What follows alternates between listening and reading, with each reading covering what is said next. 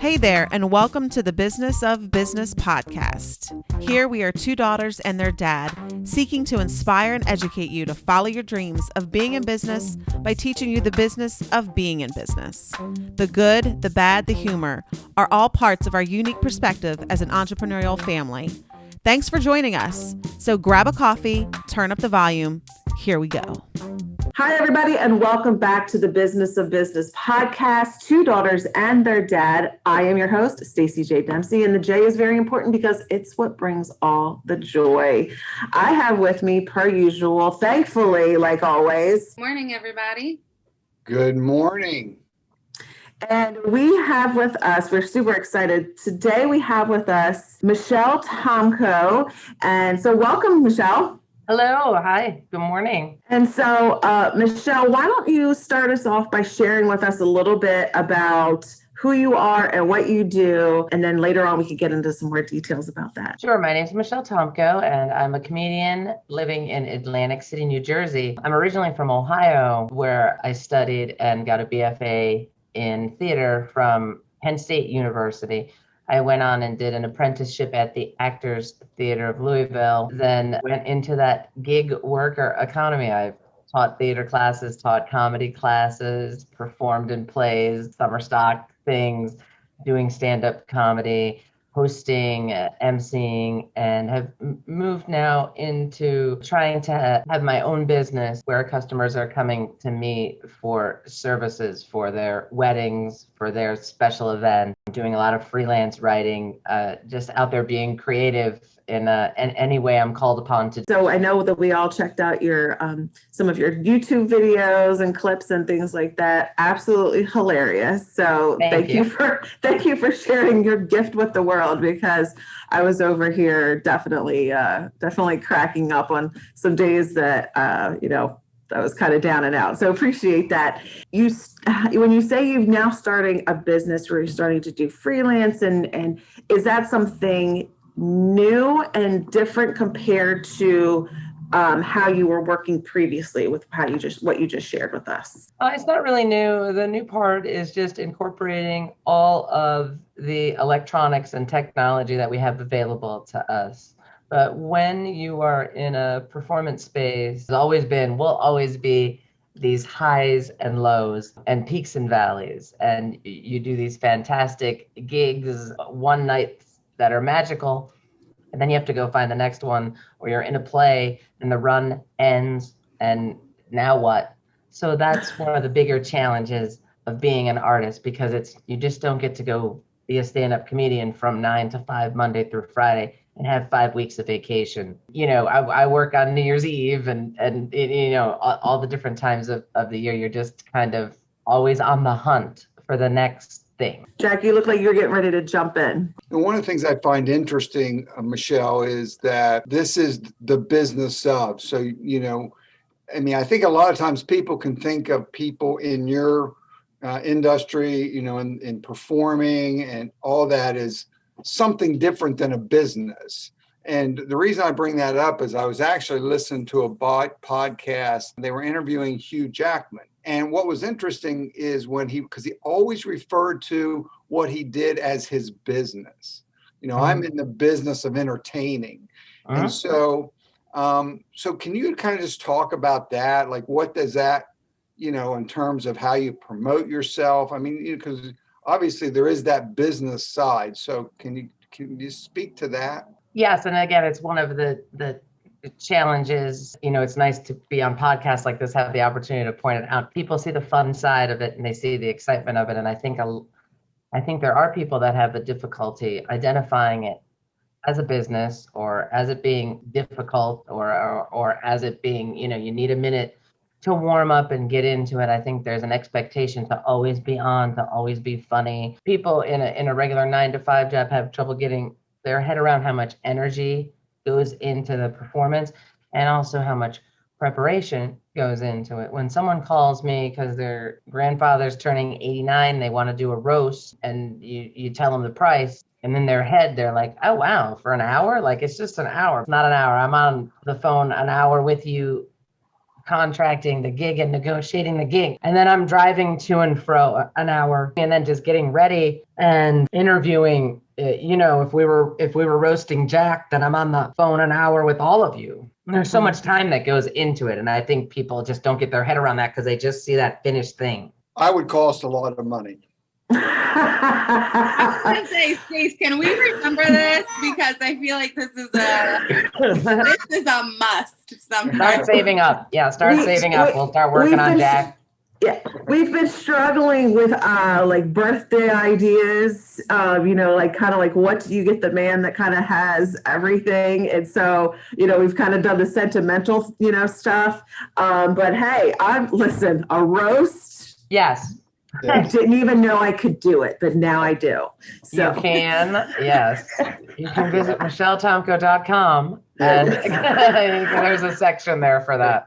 But it truly is, it's becoming frustrating, and even very close friends of mine, I run into this. I know my friends, so they don't mean to be disrespectful, but it definitely feels disrespectful, when they call. I'm like, hey, how you doing, Michelle? And I'm like, oh, I'm stressed. Blah, blah, blah. And it's kind of like, why are you stressed? Like, you're like, what could be stressful about it?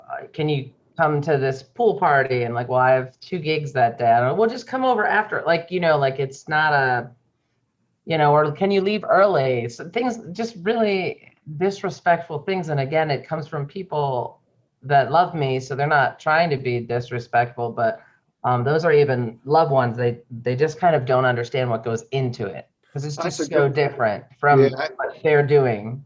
Yeah, that's a good point. And I think that's one of the things that, depending on what type of business you have, is something I often try to coach people is, make sure, because I say, Michelle, that people see our front door, but they're not looking in our back door. Yes. So, they see our front door like, oh, you kind of have control of your time and you can do this and do that. And, and they don't understand what's going on behind the scenes, for us to be able to operate kind of out in front, whatever your out in front may look like. And, so you have to be very guarded with your time and your energy, because, people will just think that, I'll call Michelle. She's probably got some time. It's 2:00 on a Wednesday afternoon, so she's probably don't have a gig right now. Yeah. Michelle, help me move your, just this flex time. Yeah. And it's definitely a challenge that I face. It's something that I'm not the best at even, because you want to help your friends, or you want to, maybe I'll meet somebody at the beach that, you're always on that hunt for the next gig or trying to just network and get your name out there. Work and pleasure bleed together. Some like business networking event or so, just going there and being on. It's exhausting being on that 4 and 5 hours. Yeah. You just naturally bent towards the arts or being creative, or was it growing up in Ohio where all there is like cornfield after cornfield after cornfield? You kind of had to entertain yourself. I mean, where did your desire and your wanting to kind of get into this type of work? High school. I think high school started it. I was a tomboy. I had 2 older brothers. It was really a sports-oriented family that I was in. And I was playing all the sports, all 3 seasons in high school as well. But I was in the high school plays and stuff, and really felt it is a calling. You're called to it. You're especially called to stand-up comedy. I know everybody thinks that they're funny, and the people that really go into stand-up comedy, there's a miswiring in your brain a little bit to even want to do it, right? Because most people like to hide their most embarrassing moments, whereas you're just you're like happy when things happen to you. I mean, people talk about their addiction problems on stage as a comedian, or they talk about race relations, or when they have difficulties, horrible marriages, whatever. Most people keep that in polite society to themselves. You have to chip away to get that information, but that's where your material comes from, and you put it right out on stage. You're really called to do it. Once you get into if you're doing it well, there is a strong feeling of just this, that you're being your best self when you're on stage, when you really have a command of the room and you know what's going on and you're killing, and it's like no other feeling. So it's a little bit of chasing that high to have that again. And it's also this combination of knowing that you're in the right place and knowing that you've found your calling. Dempsey Weiss & Associates is a multi-line insurance agency successfully meeting the insurance and financial needs of the landscaping, business contractor, and agricultural community in southern New Jersey and southeastern Pennsylvania since 1989. To learn more, visit us at www.dempseyweiss.com. It's so difficult to do. It's so difficult to be out there by yourself with no set pieces and no costumes and nothing to save you. And if it's going bad, that's on you. There's certainly nobody to blame. It's not a basketball championship where the guy didn't pass you the ball, or it's not the Super Bowl where the kid didn't kick the field goal and you lost. There's nobody to blame. You're the writer. You're the everything. Yeah, you can't blame anything else unless the venue roof starts leaking and everybody has to leave, or somebody pulls the fire alarm. Other than that, it's all on you. It's a crazy thing to want to do. So it definitely, you just get called to do it. And you can see that when you're looking on Netflix to watch a comedy special from all walks of life. Everybody's there. There's women in burqas doing stand-up comedy. And there's people of every race, every age doing it. It's almost like being called to the priesthood. You just keep moving in that way. So when you found your calling and you knew that this is what you wanted to do, what were your first steps in then understanding the business, like kind of behind the scenes, and what it would take to make it, what you do for a living and the business side of it? What were those the first years of that? What did that kind of look like for you? The business is terrible. The entertainment business is almost impossible. There is no straight line from point A to point B. There is no HR department at a comedy club. You don't go to Caroline's and go to HR and drop their resume off. Well, when you first want to do stand-up comedy, where are you going to do it? So you're trying to do it at your uncle's birthday party. You're trying to do it at a charity that doesn't have a budget for their event. So you're going to go do it for free, or you're going to volunteer at Gilda's Club, something like that, where you can do it, or you're going to do it in your school. You're just going to get up wherever you can, and you're going to start going to those open mics. I mean, some people have had it easier than others. It's a lot of luck. That's in insurance or wherever, any business, there's a lot of luck involved. So some people maybe move up faster than others, but you're going to these open mics. You're starting to meet people. It's all about networking and knowing people. Maybe a comedian likes you and thinks you're funny, and then they say, hey, open for me. Maybe you have to start waitressing at the club and just start getting to know people. You have to have comics that will vouch for you. And it's extremely difficult. And one example I can give you is I go out to I'm at Mohegan Sun. I'm on the rotation at Mohegan Sun at Wisecrackers, and they love me, and I'm in. And the road to that was sending my materials to them, and them saying, we're not taking any new people, resubmit, and just from time to time, email, hey, I'm still here. It took maybe 2 years for them to book me to be like a feature act there. So I go there in June of a calendar year, whatever. Now at the pandemic, I'm forgetting maybe 2018 or something. I go, June, they love me. Can't wait to have me back. Do you know when I got booked next there? The following calendar year, the following June. Because there's so many people that want to do stand-up comedy. There's a lot of regular customers that go see it. And, not everybody thinks everybody's funny, and you can't have the same person every week. So I get to go there maybe once or twice a year. And that's a place that has a budget, that loves me, that, called to check up on me in the pandemic. So, just to make a living, now I got to find 51 other clubs that want me to be there. So it's just a terrible, terrible business. And that's why you hear those stories of rock and roll bands that are so demanding and they only want green M&Ms backstage, or, they have people have these, Barbara Streisand's rider is like this because you just had to eat it for so many years. And when the tables turn, you finally get to the top of the mountain. Sometimes you get a little forceful with your demands because I've done so many bad gigs. Like I'm like a Navy SEAL trained comedian, I mean, I've done so many bad things just where the power goes out or only 7 people show up or the other comics don't show up. A tractor trailer tipped over and I was the only comic that showed up and there's 200 people. And, so it's a terrible business. It's not for the faint of heart. One of the things that we talk about, Michelle, with our business owners that we interview is additional profit centers.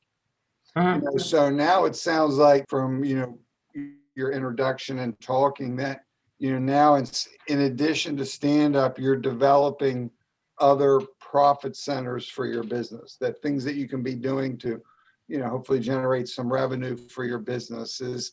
Was that kind of something that you planned out? Was that something you were forced into? Can you speak on that a little bit? Yeah. So obviously, the old thing that, actors are out waiting tables and stuff. So obviously you need to bring money in if you're not independently wealthy or a situation where you're not needing to do it, but you're getting a job you can have a little bit of a flex schedule with. So that's one way that you can do it. And obviously I've done that, a lot of bartending and waiting tables. Skipping ahead to the pandemic, you really start thinking about and pivoting because everything that I had got canceled and I had some bigger galas and bigger things that were happening. So it was a very, very unfortunate time. The pandemic came for me at like bad timing career-wise because I just was in an upward trajectory. So I started to think about different things. And the big thing that came up were those roasts because people were having to cancel their weddings and retirement parties and stuff. And friends were recommending me and friends were hiring me. I think some of it was just developing good friendships and relationships. So people kind of wanted to throw money at me. Obviously they knew, oh, wow, Michelle's really screwed because of this pandemic. So I was on the sidewalk roasting people on their front porch. That's becoming my new idea where I want to move the business forward in that way to just get a really solid business plan with that so that the comedy can travel a little bit more to get, just a company vehicle, top-notch portable sound, which is a challenge because there's good sound and that stuff is very heavy to lug around and requires a lot of electricity. And then there's portable stuff that isn't so great. So now I want to go to the figuring out that technical side of it, that sound, that way to take it on the road so you can, order a pizza and order a roast the same time for the party. So that was one way to pivot. I also just, I deal in words. So I'm a good writer. I freelance write for some different publications. One of them is just like almost it's technical writing. I hate it because it's, dry, but that was keeping me moving. There also, during the pandemic, a lot of teaching opportunities came up because people were just doing things on Zoom and there was grant money available for universities that were here. I did a couple little comedy classes, things like that. I mean, to me, if you're performing, you're performing. So I don't care who I'm performing for. I'm happy. I've done stand-up in a classroom. I've done stand-up in the woods. So for me, it's just about kind of keeping it open, just being a yes person, following the path, wherever it takes me. But another challenge to end that thought, though, is unlike any other occupation, there's a million people that will do what I do for free, right? One of the clubs that operates on here, that's their business model. It's just horribly abusive to the entertainers. One of the clubs here, they just don't want to pay. They don't want to pay, or they don't want to pay a lot because they'll get young comics that will come and do the club for free because they want to say they have a gig in Atlantic City, right? Because they want to, they're 22 years old. They think they're funny. Everybody in high school told them they were funny and they should be on Saturday Night Live. So they're going to be a comedian now. So they call this club. This club calls them. Those people say to their friends, I have a gig in Atlantic City. All their friends come to the club to see it. Here's me at home watching the best comic in the city. I'm watching Law and Order reruns while this, new comic who doesn't have any experience and isn't going to do well has now sold 20 tickets for the club and is doing it for free for the club. So the club is just making out. You don't have that in accounting. There's not people willing to do taxes for free to get exposure. There's not, I always say people die of exposure. People ask me to do things for free all the time. And they say, well, it's good exposure. And I say, well, people die from exposure every year, a lot of people. And so, well, it's difficult. It's a horrible business. Is the end game. But is the thought.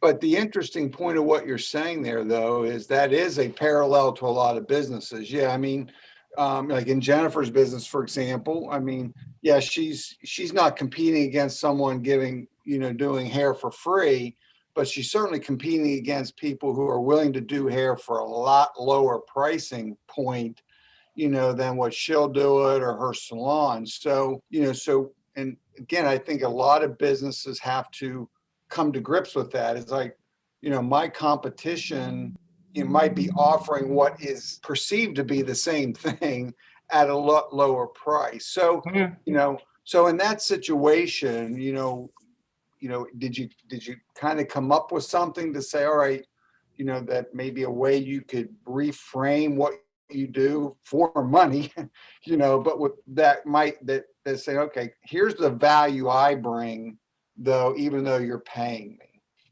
Yeah, you just have to find your no voice and trust. And I struggle with that all the time because I want to be up on stage every night. So I don't want to be home when there's a show going on that I could be on. But for that particular club or that particular scenario, I have to say no. And that's because I value what I do. And I want to have respect for the craft. And I want to have respect for all the other people that are out there trying to make a living doing it. But as we have all these people who fancy themselves as being influencers or professional actors or comedians or whatever, when they're really not, they're willing to do the stuff for free, and you just have to be okay with it and just say no to those bad gigs and just not get them. I mean, it happens here all the time because my friends will say, you would have been perfect for that. Why weren't you at that thing? Why didn't you do that? And I said, well, why do they have this other person do it? And I'm like, well, the other person was willing to do it for free. They asked me to do it, and I just wasn't willing to do it for free. So it's tough. And I'm not talking about charity things. Obviously, when Janet's raising money for dogs, I'm going to come out and do that for free. But when it's a passion of mine, or it's when it's someone that I know, it's their kids' track team or whatever. I'm not talking about that you don't do a certain amount of charity things, but there's just this the market is so saturated, and it hurts the market so bad because also those people that do the things for free aren't good at it. So that bar or venue or say, well, we tried comedy, Michelle, but it doesn't work here. But that's not really the case. Comedy would work at that venue that I'm pitching.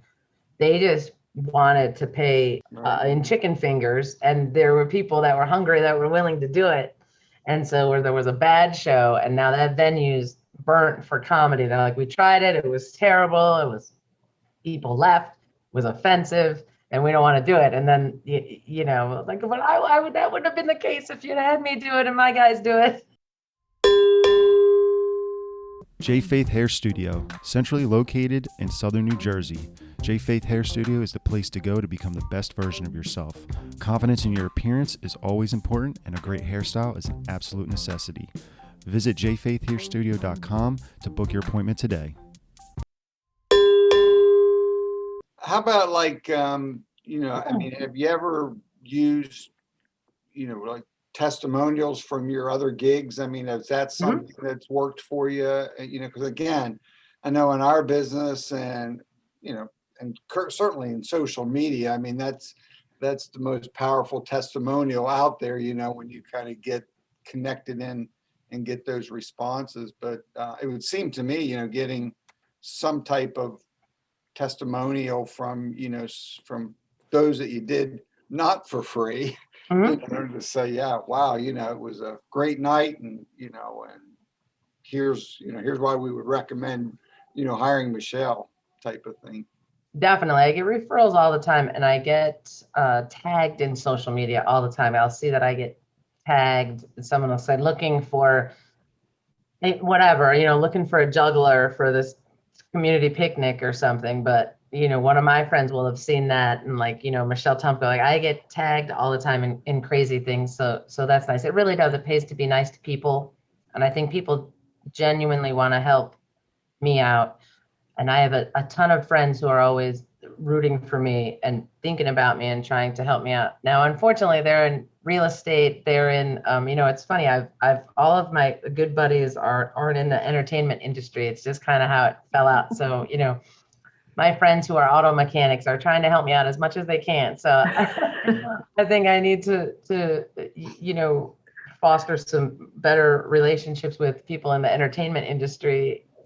So it's my friends always, when they introduce me, when you say this is my friend Jack or this is my friend Jennifer, my friends go, this is my friend Michelle, she's a comedian, blah, blah, blah. Like they do like an elevator.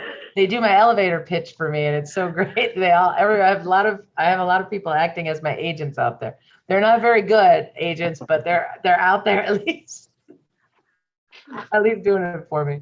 Well, you bring up an interesting point. That's one of the things that we've talked about, and a lot of our entrepreneurs that we've interviewed have talked about is kind of finding that one or two mentors, people who, like you said, that, are doing what they're doing or something similar. And, so is that, do you have a mentor, that knows what your world is truly like? I do. I have a lot of friends who are comedians and a lot of comedian friends who are very good people. I just got married a couple weeks ago. We actually I knew a lot of my friends were going to be late because, you just have a lot of flighty friends when you're in the business that I'm in. So I said, well, I want the ceremony to start at 4. So let's have some comics go up at 3:30. So when people are walking in, they're not walking in through the ceremony. They're walking in to the comedy shows. So I know a lot of nice people in the entertainment industry, but I would say that is the one, if you ask me, why I have an HBO series right now, I would attribute that to not having a mentor, like a straight up mentor, like you see in the movies, like, when the movie starts and the kid leaves the abusive home and is on the streets. And then like 15 minutes into the movie, he's already staying at this, old eccentric's house and they just teach them the way. That is definitely absent from my life. And I regret that. I mean, that's great advice for anybody young listening here. I mean, you really do have to beg, borrow, or steal, whatever you have to do to have a mentor like that. I think that really hurt me not having that. And I almost had I don't know what happened to me in college because I was doing very well studying the arts. And I was doing like clowning and miming jobs on the side to pay for college. And even the secretary at Kent, when they'd get phone calls for needing this, that, or the other, she would always pass it on to me. So, I mean, I've been doing that kind of just looking for any kind of way to perform since college. I guess I was such a wordsmith or something, but I was an acting major. My acting teacher would say like, you should write. So it was almost like counterproductive. Like it's that old, like, you have a great face for radio. Like that's how I took it, what she was saying to me. And, because I'm trying to be an actor and she was like, oh, you should write. And she had her own baggage. She didn't really like women. So that was just a kind of toxic environment. I got unlucky to have that professor, so not only were the people were supposed to be mentoring me towards my chosen field. So you can imagine that, if Jennifer, you want to be a beautician and they're like, you should just, I think, you could just, you should sell Avon. I think you'd be a good salesperson for Avon. And you're like, no, I'm like an artist. Like I'm trying to do. Yeah. So that's definitely was a miss. And now I'm still looking for that mentor, but I'm at the age I'm supposed to be mentoring people. Haven't found my mentor yet. That's what I was going to say, Michelle. I mean, stay encouraged with that because I've been doing what I've been doing for a long time. And, and so, and I do mentor quite a few people, but I still have, and I still have mentors too. I'm always looking for that person because, as I move through these different seasons of my career, I need someone who's kind of already been through that new season of their career to help me, as I kind of walk through that. So yeah, I would definitely, encourage you to keep looking, for that person. I know Staci and I, we did a training with a gentleman by the name of Bo Eason, who, he does training on public speaking and that type of thing. And he was a professional football player, and then ended up writing this one-man play that went to Broadway. And it wasn't even meant for that. He didn't even do it. He was just kind of writing his story out. But the interesting part is when he got approached about performing his story, he called Al Pacino out of the blue. And this guy was a nobody. And Al Pacino actually took his call and ended up mentoring, so it was like, and he was there opening night, Sure. When he went on, so it just taught me that, sometimes we see people out there like, well, they're unapproachable, or that's somebody that, like they're here and I'm so far down here, just something like that. And it just taught me, like, don't be afraid. Don't never be afraid to ask someone, even though if you feel like they're kind of beyond maybe, where you're at, from a mentoring standpoint. Where it is in no time in society has it been easier to approach people. You can message anybody. You might not hear back. You most likely won't hear back. You can just message the president today for free. Yeah, right. I used to have to send a VHS tape with my resume and you get headshots printed up. Like it would cost you 20 years ago, it cost you $5 a pop to just, it's like buying lottery tickets to send my tape into somewhere. And now it's all electronic for free. I mean, everybody's connected now and reachable.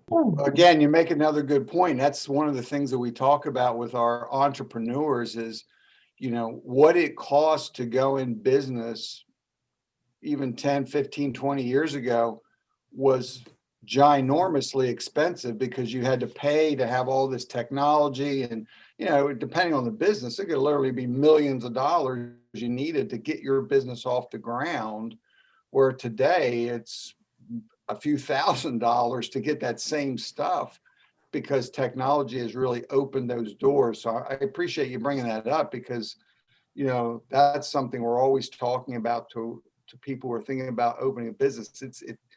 It's not as expensive. There's still an investment, but it's not as financially expensive to start businesses as it once was. Sure. And we're learning that over the pandemic too, that there's a lot of offices that are like, that meeting could have been an email. It really could have been. And, right. You don't need this big office. We don't need 100 copies of this form. We don't have to print everything out. My business runs a lot off my phone camera. I was really shocked. I was doing some restaurant profiling over the pandemic, just the restaurants that were open and just doing that little try this, try that 5 or 6 minute videos.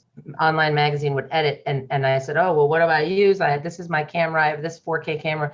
They said, it works the easiest if you just use your phone. So I was, just going in there with my phone where you'd have a camera crew. And the stuff that you're able to just do within TikTok is crazy. That, like you said, that was thousands of dollars in software and stuff not too long ago. Right. Now you can just do it for free in TikTok and watch an ad, and now you have all that at your fingertips for free. So there's really no excuse to not at least get your information out there. There's just so many platforms. There's just no excuse to not use these free platforms that are available to you. That's right. Yeah. Exactly. So Michelle, any final thoughts on, or any advice you would want to give to our listeners who might be either wanting to go into, the entertainment industry, any insight? I know you did mention if I kind of did something over again, I would get a mentor earlier on. Any, kind of insight on things like that if you could rewind the clock a little bit, some things that you might do differently that you'd be willing to share with us? Yeah, well, that's the big one. So mentor, so we talked about that. And then the second thing is, if you want to do it, no safety net, don't try to fall into, having this crazy full-time job. Jerry Seinfeld said he never had a real job, and that was with purpose because he always wanted to be fighting for, you don't want to, if you fell into this cushy job or got promoted right away to this 80-hour work week, well, there's no time for comedy. And then you have to get up as much as you can when you're starting. So you do have to do all those things for free. You will be doing all these things for free. And you just need to really just hang out more where the comedians are. So if that's this deli that they all go at after the show, then you want to be at that deli. Or that's where you want to be waiting tables is at deli. Or that's where you want to be bartending is at that comedy club. But just sort of put yourself away. I made that error of like, well, if I can't get a gig there, I don't want to be anywhere around it. I'll go over here until I can be up on the stage. And you just really have to submerge yourself in it quickly. You also have to be disciplined about your own writing. Drew Carey writes 10 jokes a day, or he did. I don't know. He got his cushy Price is Right job, so I don't know if he still does that or not. But he always, write 10 jokes a day or 10 premises a day. And then the other thing is I have a bad habit of losing jokes. The material comes up from these conversations. A huge mistake you're going to make is to think, well, I'll remember that without writing down. So you have to use your recording device on your phone or your notes app, or just carry a pen and paper or write it down on a napkin. But to if anything does come up that you think is a funny premise and it's, you're out at a party, you're just not going to remember the next day. Your brain just doesn't keep it. So, just have to keep it in the front of your mind at all times. And then the networking is key.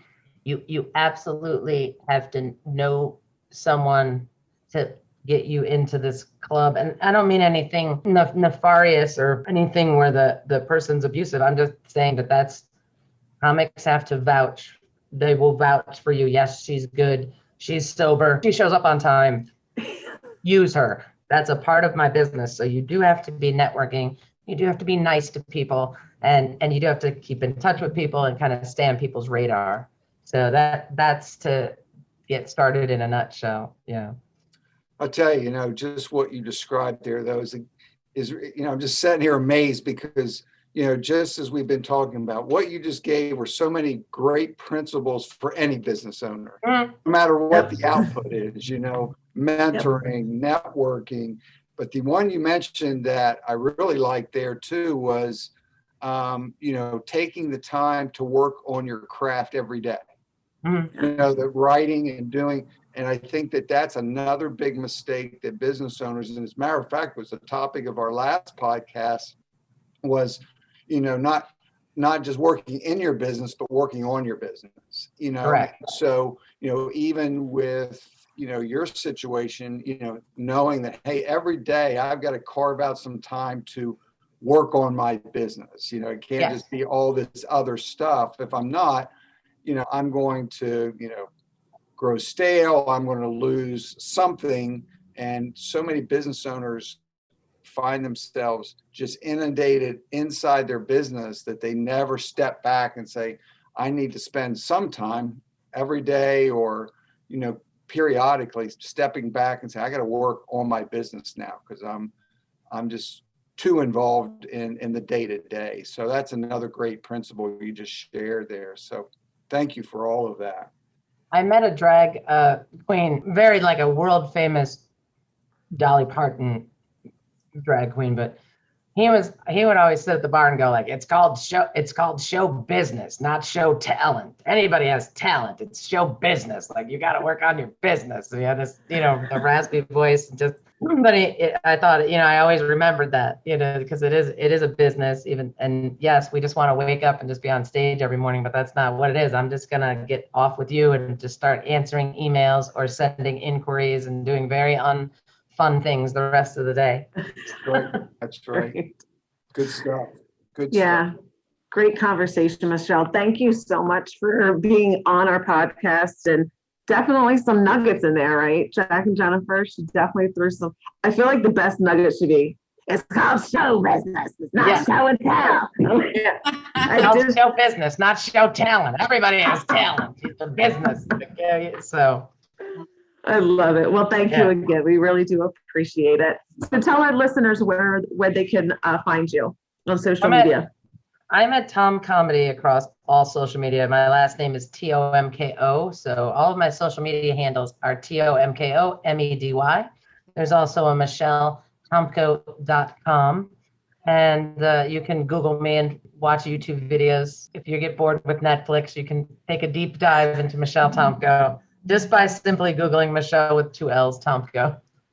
That's great. Yeah. So we'll definitely have all of your social handles linked in the description box below our podcast, and also tagged on our Facebook page. So everyone will be able to find you just a little bit easier. So, and also to our listeners, we want to remind you that you can email us any questions that you might have for future episodes to TwoDaughters, that's TWO, TwoDaughters and their dad @gmail.com. And so once again, thank you, Michelle. Thank you, Jack and Jennifer, the dad and the other daughter. And to our listeners, thank you for tuning in. Until we can be together again, be kind to each other, but most importantly, be kind to yourself. We want to thank you for listening today. Please subscribe so you never miss an episode. Leave us a positive review. And we want to say thank you to our sponsors, Dempsey Weiss & Associates and J Faith Hair Studio.